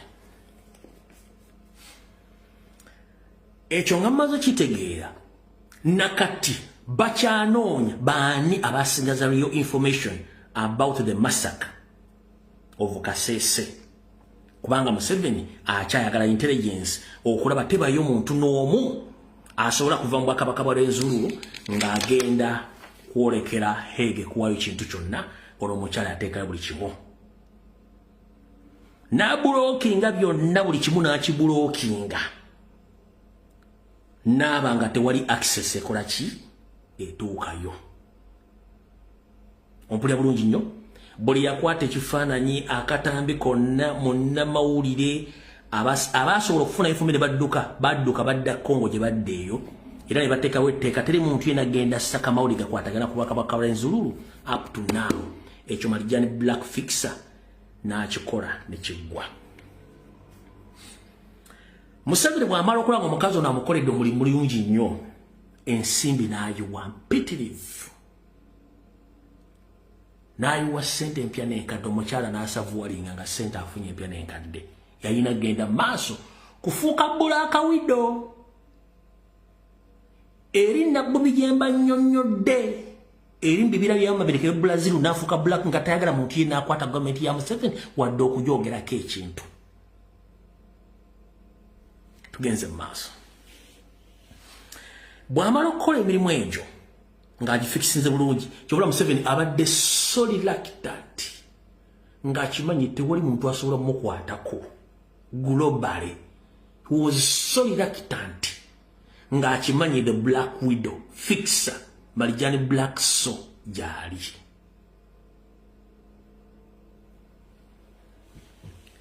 Kati bw'amala mufikisingira ebintu ebyo byonna Museveni n'agamba kati kankuwa omulimu omulala. Museveni na-instructing omukyalo ono okutereeza economic strategies za Uganda both local and international. Ulina bulungi nnyo. Museveni bw'amala okulaba omukyalo ng'akoledde n'amuwa omulimu omulala ogw'okutereeza economic strategies za gavumenti ye both local ne mu Uganda. Omukyalo olw'okuba nti abadde international lawyer ng'era alina contacts n'asalawo okuggula ekkubo lya Uganda mu Europe ne mu nsi endala okutundayo ebyamaguzi byabwe bya Uganda naye ng'ebyamaguzi ebyo era bya First Family n'endagaano eyasembyeyo okukolebwa yakoledde wano mu mwezi ogw'olubereberye guno nga bagenda tundayo ebyennyanja bya Uganda eby'empuuta. Endagaano nagibasomedde wano era Marijani Black yagirimu Black Widow. So n'amugamba akole economic strategies okutunda ebintu bya Uganda katale ka Bulaaya ne mu nsi endala. Omukyalo ono mulimu n'agukola bulungi ng'akozesa contacts ze. Mwenna mbadde mwebuuza ani yatandikawo ekitongole kye bayita Uganda Invest Money Expo. Mubadde mwebuuza ani yatandikawo ekitongole kye bayita Uganda Harvest Money Expo. Uganda Harvest Money Expo omukyalo Marijani Black yakitandikawo nga yabiwako ebitongole bya gavumenti okuli ekya New Vision n'ebitongole bya gavumenti ebirala okumuyamba okutandikawo ekitongole kino. Ng'ekitongole kino kibadde kiteeka emyoleso ennamboole egy'obulimi egy'obusuubuzi egya buli kimu nga kigitegeka ng'omukyalo ono yakola kiryakirimu. Emyoleso gino gibadde gireeta abantu okuva mu Europe ne mu nsi ne mu Africa nga bannayuganda boolesa ebintu bye n'abazungu ne baleeta ebintu byabwe. Ekyo olwo omukyala yakikola. Kati omwoleso guno ennaku zino baguteekera wa Namboole omukyalo ono yagulimu nga sente almost zonna ezivaamu ez'okuyingira okusasula okuyingira abagenda okota myolesa egyo sente zizenga omuntu wabula bo bano aba state baagala kutunda ebintu byabwe ku world market ddala mu Europe awo ye aba ataddiza Mukama Museveni ng'ebintu bye bikoze eki bigenze katale ka Europe guno omulimu yabadde agukola era nga fixa muzamutegedde Uganda Harvest Money Expo ani yagiteeka tebakugamba nti yali gundi yali wa New Vision ono Omunyarwanda tebakubaga nti yeye no ono Marijani Black yali babega okutandika ekintu kino Kabushenga yambako buyambi ono omukyala Marijani Black ng'akozesa New Vision kubanga yali order from above kyokora ne Kabushenga yagaggawala nnyo during this time around ng'ebintu bino bakoledde ssente Molo kyogwasokera Namboole kati gubeera kolera era gunaatera okubeerayo omukyalo ono yakola ki ya controllinga ebintu bino byonna Marijani Black yabi controllinga kati omukyalo ono gwe mbadde temumanyi briefly yabadde blocking ebintu byonna ebikwatagana ku data erinene wa Museveni across the globe kati nezireta Robert Kyagulanyi sentamu n'ayingira buli sekita n'atandika okusumula buli kimu kyokula Museveni aye sente mu diaspora yabagamba awulira diffuse ng'amanyi kikyalwana obwonna obuzibu olaba ng'agamba mbu I don't care about the Europeans awulira nnugu kubanga ekintu mwakyabiza era omukazi ali mu kutya nti twapenetrate nze tutya okutuuka mu EU Parliament ekisinga okutiisa Marijani Black nti bulijjo abadde awaayo information nga tekwatagana ne Information National Platform gyewaayo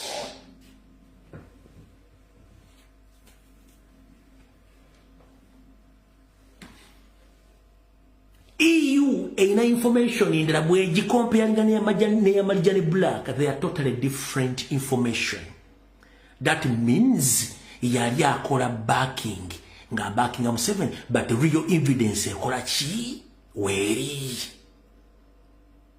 na America eina information ya mirundi ebire bakibadde nga information bayine eno tebala information yes what president yasoka na ba chapter leaders across the globe ngemirimu ya ba chapter leaders abali kwa rahali bali no kuyingira mu office yo nesera mu gwanga lyonna okubategeza information yobo wanfu information entufu yino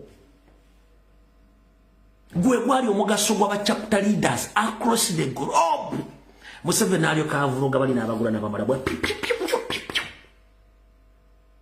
nabagula demonstration ezesala across the globe nga kiki amaze okuba diffusinga nkugambe impact oba buvunazo bwa chapter leaders bonna bwali kuyingira buli office yonna esalawo okugitegeza nti information gye mulina nfu information entuufu yino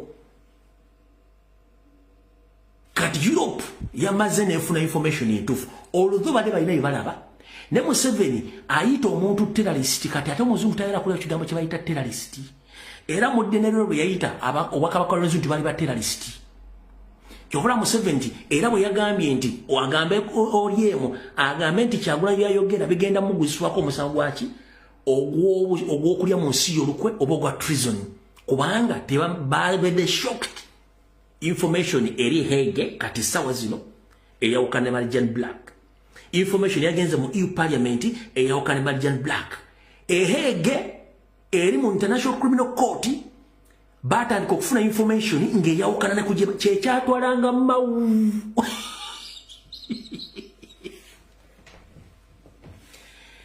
kyekyatwalanga mawu okukebera ku kiswa kye ekiswa tekibuuka nga tebamanyi kumbe ekiswa kyali kitandise okubuuka bulijjo mwebuuza kyekitwala mawe Hege nga mawe amugamba nti owaaye eno bye mutugamba nga birala information gitufuna wano ngandala soko mawe agenda otuuka eringa maama abaana ekiso batandise kibuukisa enswa zibuuka Chekibadde nga kitwala mawehege okebera ku kiswa tekibuuka. Kati Marijani Bulaka tasobola kuyimira mu parliament ya EU ku defending nga bali balina information entuufu. Zamutegedde.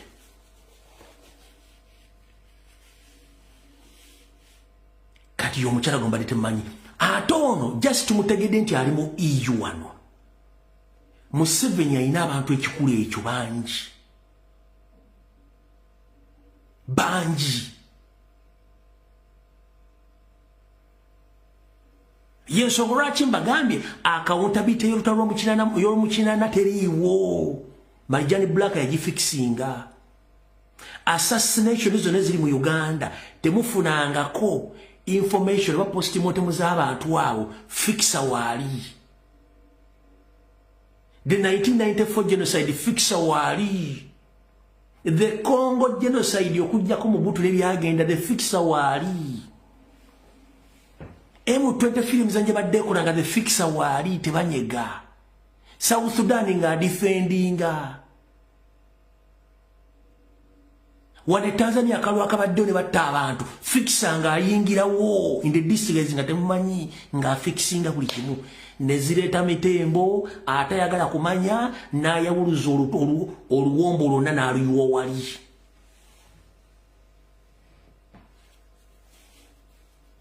Kati muganda wange gw'otalo olwange olumanyi.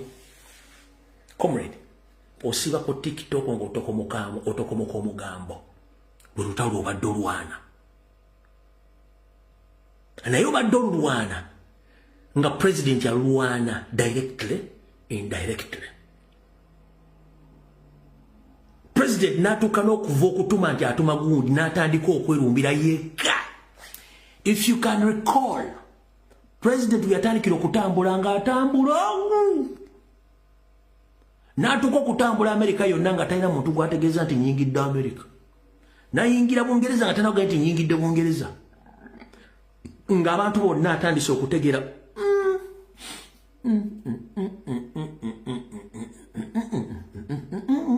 Waliwo ekiwunya. N'akitegeera.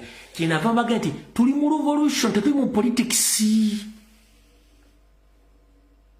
Mitembo yakimanya nti tuli mu revolution abantu bangi nnyo bakolera Nyandwe on all levels. N'agamba no, I have to engage I myself. So mutolo bali mulante mumanyi. Yensonga lwaki lwensi gyokola live wano soka kwebaza abaana bakola video zino. Kyokola tokimanyi nti kyamaanyi nnyo. Kyokola tokimanyi nti kyamaanyi nnyo. Kati baganda bange mwenna nandisuubidde essaawa zino ba MOP ba kansala okutandika okuteeka ku posi ku bibanja byabwe. Who is Marijani Bulaka? So never okola post MOP wana nobuza who is Marijani Bulaka so in Uganda internal and foreign affairs businesses bajja kugamba is the ambassador but check the history and the records.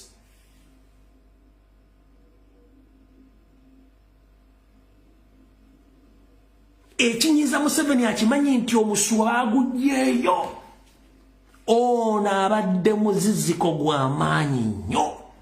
Ne mwandirwanye ne musiige evvu ne mukola mutya nga temunnajja Marijani Bulaka. Ekirungi munda Uganda obutuuze bwabwe yabusuulawo sinta kyali mudaaki. Lwaki?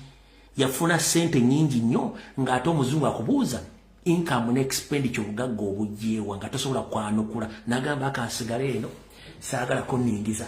Yajja mwana muto. Kati wolemba atante liko TV Kyagulanyi yadduse abapapere yadduse bagenze kusikinga asayiramu ani yafunira Museveni ne banne bonna asayiramu yali Marijani Bulaka fixer the Black Widow. So mwogere bigambo ku TV zammwe ne ku radio zammwe ne ku social media platforms zammwe kubanga temanyi history. Ffe tuli wano kwambula Museveni okuva ku empaka ku zedi. Era ni information tujja gitanga buli lunaku nga twambula Museveni. Yensonga lwaki abadde solira kitanti mu Africa yite mbata ze according to elections we are free and fair nasolozo muso mitwalo 5 mitwalo 5 mitwalo 5 muli bameka nti bali 10 nabo wasene bagenda yo African Union European Union berera mwana mwe kwezereza wasene zibanizo but this time around bagenzo kulanga baswala bakatusoka tukidde bali kati mwenna mwina genda ku European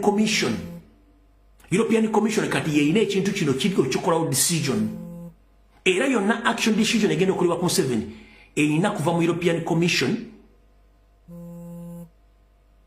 bwe mu European Commission ejagende Hague mu Geneva bagende no batulimba ekitufu kikino yensongo wa NRM ategera amanyi atya nnyo Kyagulanyi owa NRM go batwala ku muddo ng'embuzi ku makya ng'etya omusulu naye ng'evuddewo ng'ekkuse olw'eggulo yaavuma Kyagulanyi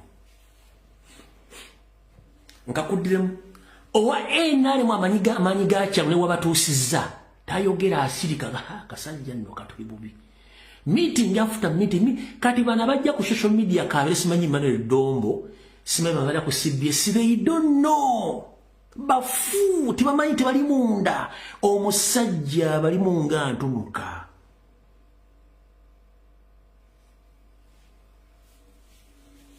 eno information togenda gisa ku TV ndala togenda gisanga ku radio toli bagenda jikuwa okujja kwano kwero BSTV ne kuba comrades kati abamu bakola research era ndi musanyufu nnyo bana baganda bange mwenda bakola research ne mufuna information mwe bali nnyo balire ddala Yesu kwa china bagamba nze teaching mu video ya muntu gyaba akoze nga wachuka as long as temundu agitunuliza mu 7 oba kyoyogedde kituufu ng'okitunuliza mu 7 nze ngenda nakyo oba kifunga kiri against mu 7 ngenda nakyo yengeri gye najja mu struggle kubanga nze buli muntu kyafulumya nga kikuba mu 7 ngenda nakyo gw'osanga ng'ate tukuba mu 7 nga kyemwogedde kikyamu oyo manya akolera ani akolera Nyandwe kati baneedoza mutegedde omukyala mutegedde kati mwena ba MP ba kansala bannabyabufuzi bannankyukakyuka wawudova mutegedde omukyala abadde akoledde mu 7 emizannyo okuva mu 80s ng'akola ebintu ebyo kakasajja ne katta abantu okuva mu myaka 1960 teri akanyegako akasajja ne kasiga amini obutwa teri akanyegako akasajja ne kagenda ne katta abantu teri akanyegako ne kagenda kasettinga kibweteri ne kasettinga ne badata teri amunyegako n'agenda mu Northern Uganda n'atembula teri amunyegako n'akulitinga alisira kwen teri amunyegako oda akasajja ne kagenda ne katta abantu miliyoni teri akanyegako wabula bwe badda ku TV babuza lwaki abanobo bagenda okusaba asylum mu 7 teyagisaba jere teyagisaba muhozi teyagisaba abaana mu 7 bagisaba lwakana lugunda amama babazi Luchikaire simanyi bani bonna ba historicals ono mukazi bakoleranga pepa wakamyaka G8 kubanga that time 7 bali tebalina kibamanyi nti you can seek asylum anywhere so that you can be protected against prostitution back away in the country. Nobody knew about that until Marjan Black came in to serve Museveni.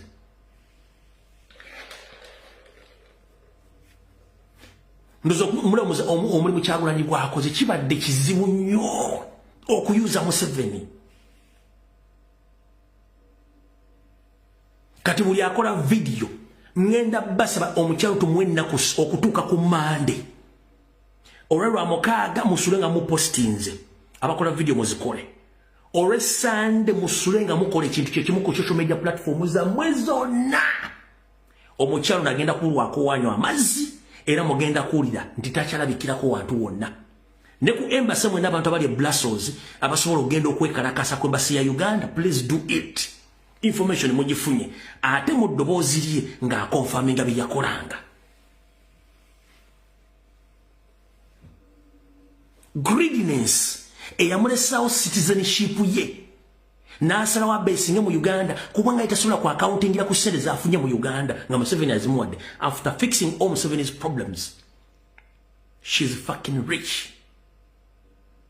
Marjan Black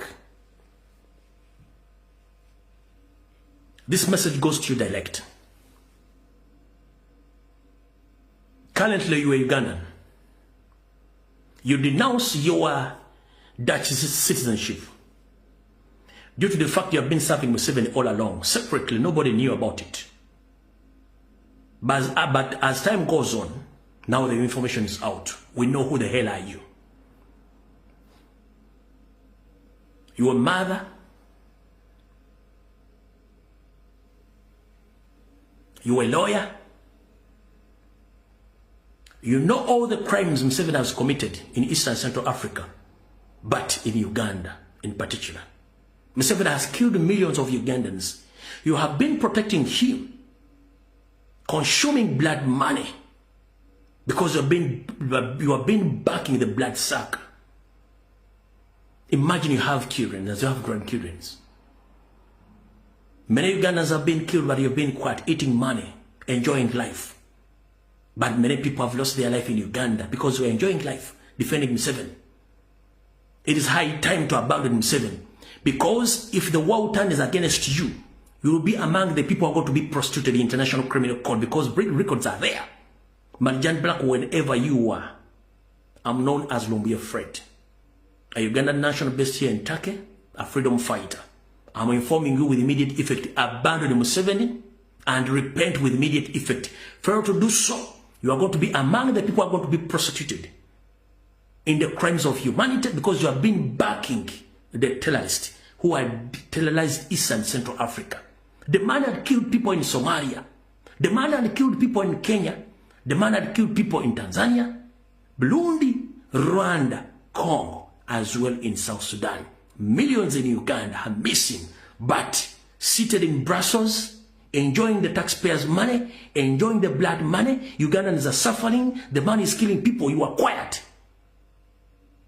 You reach to the extent of abandoning your own motherland to serve Museveni the dictator. Shame upon you, Marjan Black. Consuming blood money against the Ugandans. When you go back in your room, sit near your mirror, look into yourself, rewind your minds since 1980s up to date, and start recall all the crimes Museveni has committed, and you have been defending him.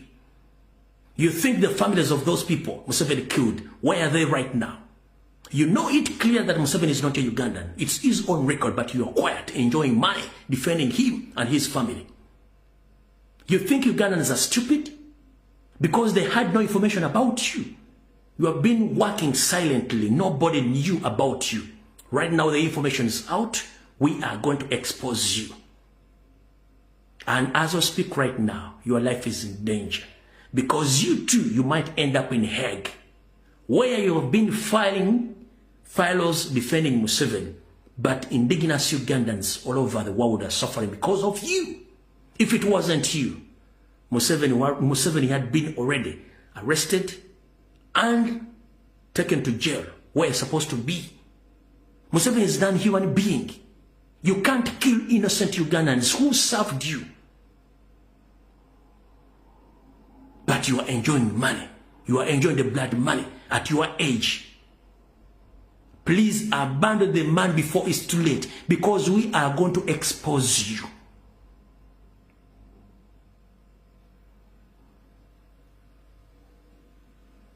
Since 1980s, you have been defending the serial killer, eating blood money. Does UN knows about the records? Does NATO knows that you have been backing the killer? You used the UN offices in Nairobi to rescue Museveni and his family, which family is torturing and killing innocent Ugandans, including Museveni. Many people lost their lives in Rwanda. You defended Museveni. People lost their lives in Congo. You defended Museveni. People are still losing their lives in South Sudan. You are defending Museveni. People lost their lives in Luwelo Triangle and during the NRA, National Resistance Army War, which claimed almost 1.5 indigenous Baganda. You're defending Museveni. As we speak, many people have been killed during elections. You defended Museveni. But unfortunately, Robert Kyagulanyi Ssentamu with national platform, they have exposed you. You have been working underground smartly. Nobody knew about you, but unfortunately, we are the young generation. We can speak and we shall expose you.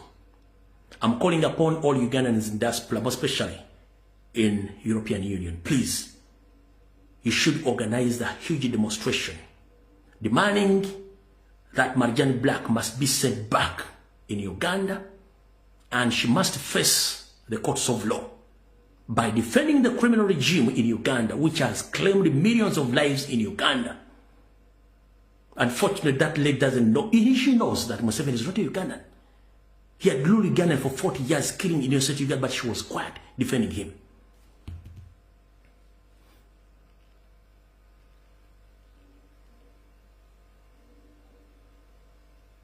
The UN is supposed to protect the innocent people, but you protected the serial killer Museveni and his family all along,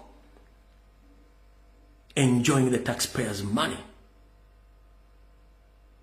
Shame upon you. God will punish you and will punish your family too and your grandchildren. Good enough the world knows you.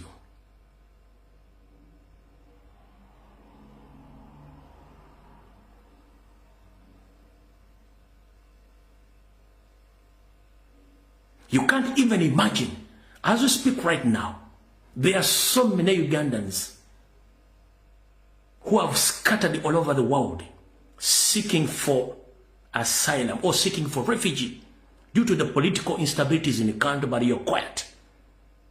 At the same time, you have been fighting different blocks in migration offices across Europe, blocking Ugandans from seeking asylum in those countries because you want them to be deported back to Uganda, which countries now is uncontrollable due to the fact that I've been defending the serial killer. For God and my country, I call it a day. But God will punish you, the Black Widow, or the fixer, Marjan Black. So, wherever you are, you'll get this message. Mukama bakumira takumira mpera, akatambi nkamaliriza era nkatadde. Yoyo mukyala. Abadde ali mu ngalo za Museveni myaka gyonna. Nimugo omusajja gwe batanyenya akabadde ki? Yoyo mukyala. Bwe mbamuna kyemumanja ogwakoze. Buno butambi buli bireyo myaka gyonna si bujjayo.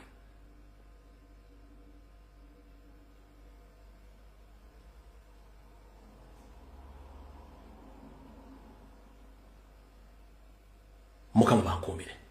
Mwera.